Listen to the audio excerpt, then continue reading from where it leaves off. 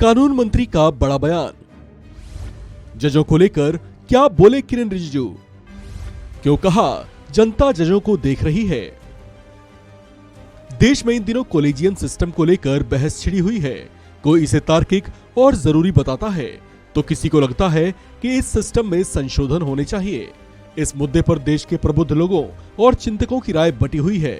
इस बीच केंद्रीय कानून मंत्री किरेन रिजिजू ने एक ऐसा बयान दिया है जिस पर चर्चाएं तेज हैं।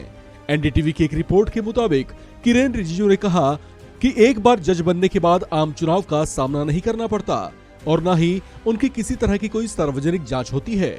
उन्होंने कहा कि ये तो स्पष्ट है कि जजों को आम जनता नहीं चुनती है और यही वजह है कि जनता जजों को बदल भी नहीं सकती। रिजिजू ने कहा कि इस बात से ये नहीं समझ लेना चाहिए कि जनता जजों को देख नहीं रही। केंद्रीय कानून मंत्री किरेन रिजिजू ने कहा कि आज सरकार और न्यायपालिका के बीच कोई समस्या नहीं है।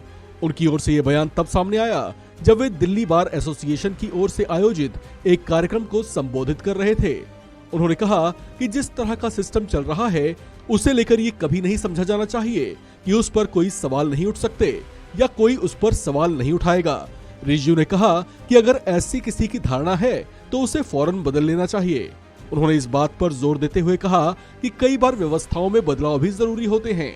हमारी सरकार और पहले की सरकारों ने जरूरत पड़ने पर संविधान के अनुच्छेद में भी बदलाव किए हैं, इसीलिए कभी भी बदलाव को नकारात्मक तरीके से नहीं देखना चाहिए।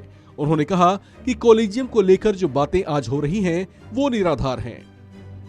केंद्रीय कानून मंत्री किरेन रिजिजू ने कहा कि न्यायपालिका का एक ही उद्देश्य होना चाहिए कि आम आदमी और न्याय के बीच कोई गैप न रह जाए। जहां तक बात आपस में मतभेद की है तो मतभेद तो होते ही रहते हैं, लेकिन मैं सिर्फ इतना ही कहना चाहता हूं कि अगर कोई किसी चीज का विरोध करे तो उसका आधार जरूर होना चाहिए। किरेन रिजिजू ने अपने संबोधन में प्रेस की भूमिका पर भी सवाल उठाए।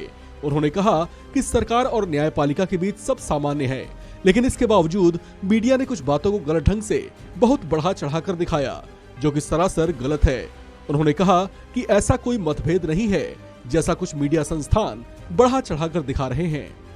इस खबर में फिलहाल इतना ही। बाकी अपडेट्स के लिए बने रहिए वन इंडिया हिंदी के साथ।